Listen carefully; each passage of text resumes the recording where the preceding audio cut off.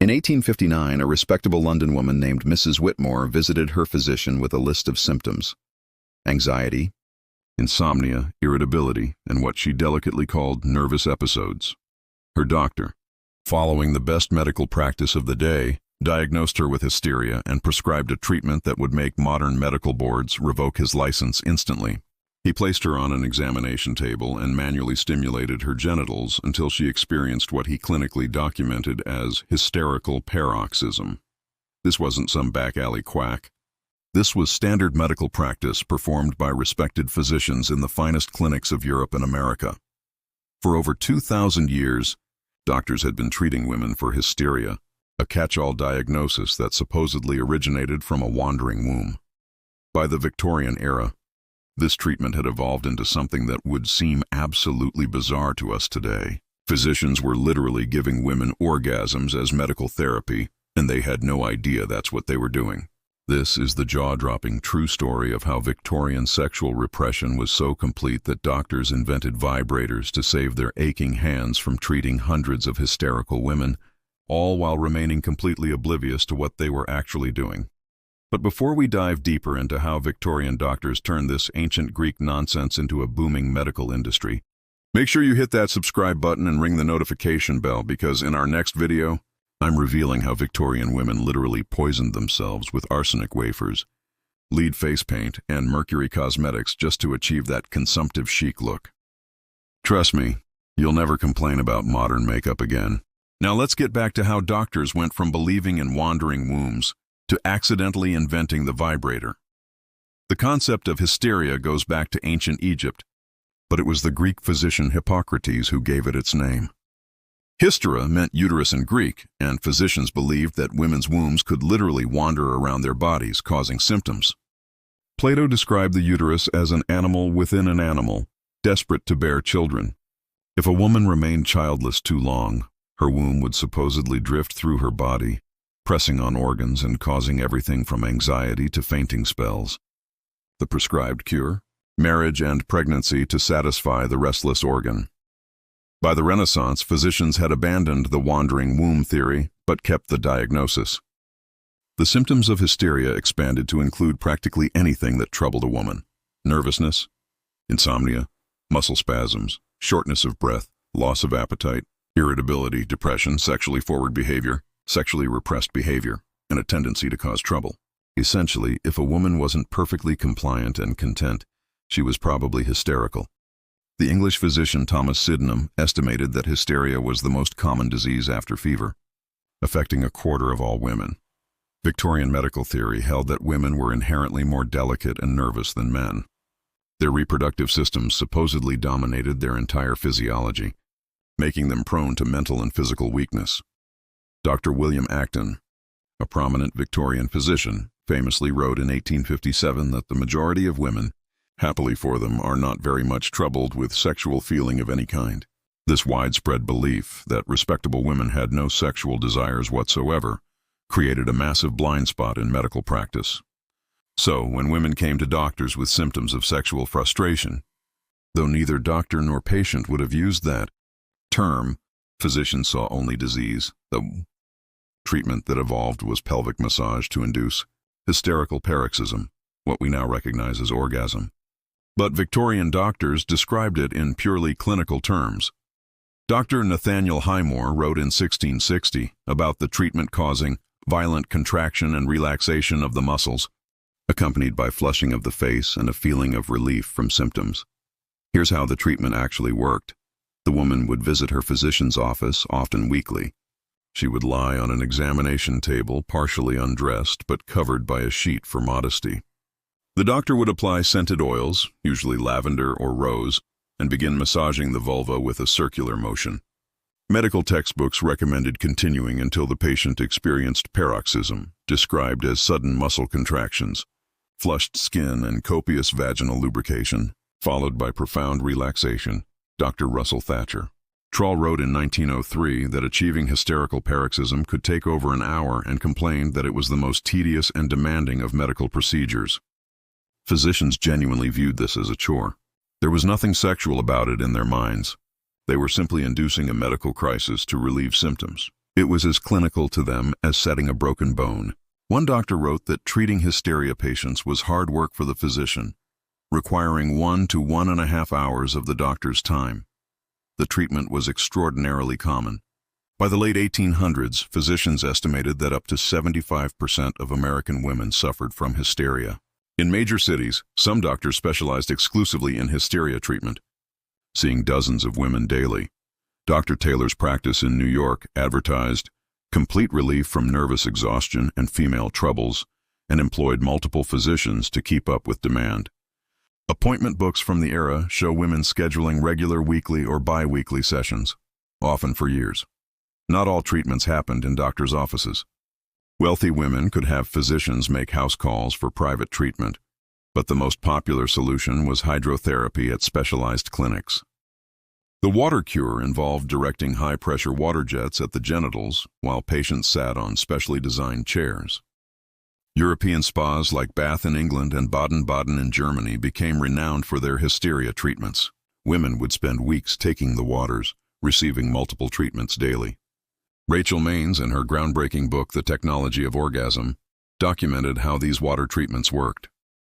Patients sat on chairs with cutout seats while attendants directed powerful water streams at their genitals.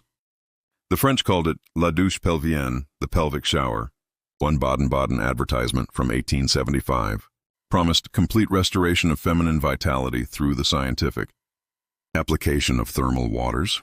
Women reported feeling invigorated and restored to full health after treatment. Courses. By the 1880s, physician Joseph Mortimer Granville had a problem. His hand was cramping from treating too many hysteria patients. Manual pelvic massage was exhausting work, especially with some women requiring over an hour to achieve paroxysm. His solution would revolutionize hysteria treatment, the first electric vibrator. Granville's percussor used an electric motor to create rapid vibrations, reducing treatment time from an hour to minutes. He insisted his device was only for treating male muscle disorders, but other doctors quickly adopted it for hysteria. Within a decade, dozens of vibrator models flooded the medical market. The Weiss Company catalog from 1906 offered over 20 different models. Advertisements in medical journals touted efficiency. The Chattanooga vibrator relieves hysteria symptoms in under 10 minutes. By 1900, vibrators were the 5th most common electrical appliance in American homes, appearing in household catalogs alongside toasters and sewing machines.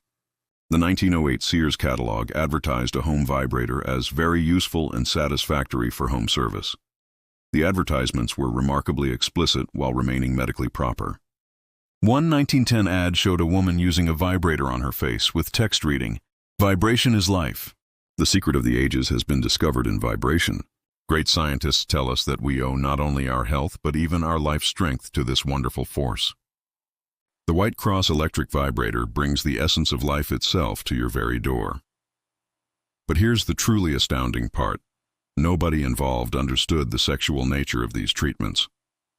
Doctors wrote detailed clinical papers about inducing hysterical paroxysm without ever connecting it to sexual climax. Why? Because Victorian medical education completely omitted female sexuality. Medical textbooks taught that women's reproductive organs existed solely for procreation. The clitoris was barely mentioned, if at all.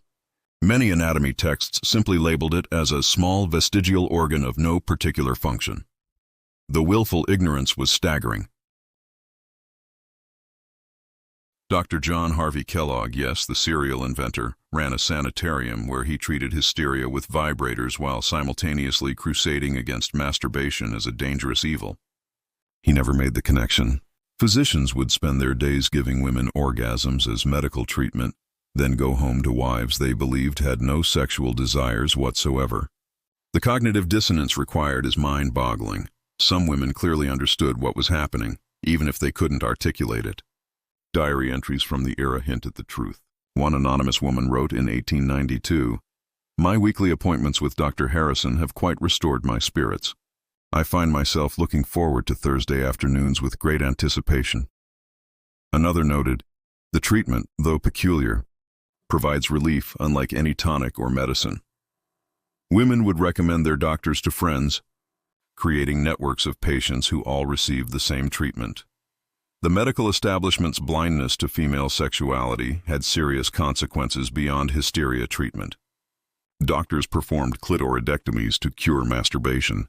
They cauterized the clitoris with acid to prevent self-abuse. Dr. Isaac Baker Brown, president of the Medical Society of London, removed the clitorises of patients as young as 10 to treat hysteria. He was eventually expelled from the medical society, but only because he operated without consent, not because the procedure itself was questioned. Meanwhile, the hysteria industry boomed. By 1915, American doctors were earning an estimated $18 million annually from hysteria treatments, over $450 million today's money. Manufacturers produced increasingly elaborate devices. The Vibratile from 1908 came with multiple attachments for treating various female complaints. The Pulsicon hand crank model from 1890 promised relief without electricity. Some devices were built into furniture, special treatment chairs with built-in vibrating mechanisms. The beginning of the end came with Freud. While his theories were deeply flawed, Freud at least acknowledged that women had sexual desires. He recognized that hysteria symptoms often had psychological rather than physical causes. By the 1920s, the American Psychiatric Association was moving away from hysteria as a diagnosis. But the real death knell came from an unexpected source: stag films. In the 1920s, early pornographic films began showing women using vibrators for clearly sexual purposes. Suddenly, the medical device that had been advertised in respectable magazines became associated with sexuality. Vibrators vanished from doctors' offices almost overnight. The Sears catalog dropped them by 1925. What had been a common medical treatment became taboo. Doctors quietly abandoned pelvic massage, and the vibrators gathering dust in medical cabinets were discreetly disposed of. The hysteria diagnosis officially disappeared from medical texts in 1952, but its legacy persisted. Women reporting legitimate medical concerns were still dismissed as hysterical or emotional. The term became a catch-all for discounting women's experiences. It wasn't until the 1960s, with the work of researchers like Masters and Johnson, that female sexuality was properly studied. They discovered what those Victorian women knew but couldn't say: that the hysterical paroxysm doctors had been inducing for centuries was simply an orgasm. Looking back, the entire episode seems almost impossible to believe. How could trained medical professionals not recognize an orgasm? How could they perform explicitly sexual acts while believing they were purely medical? The answer lies in the power of cultural blindness. Victorian society's absolute denial of female sexuality created a reality where doctors could literally give women orgasms all day long without recognizing what they were doing. Dr. Rachel Maines, who spent years researching this history, noted the irony. Victorian doctors were inadvertently providing the only sexual satisfaction many women got, while believing they were treating a disease caused by a lack of sexual satisfaction. The women who lined up for treatment knew something their doctors didn't. That hysterical paroxysm was the bright spot in lives otherwise devoid of sexual pleasure. The numbers are staggering. Over the 70-plus years of peak hysteria treatment, from 1850 to 1920, millions of women received regular pelvic massage in major cities. Some women visited their doctors weekly for decades. If we conservatively estimate that 10% of adult women received treatment and they averaged 20 sessions each, that's tens of millions of medically administered orgasms, all performed by doctors who had no idea what they were doing. This history matters because it shows how completely medical practice can be warped by cultural assumptions. These weren't fringe practitioners. They were the most respected physicians of their era, trained at the finest medical schools, following accepted protocols. Yet they were so blinded by their culture's denial of female sexuality that they couldn't recognize the obvious truth literally at their fingertips.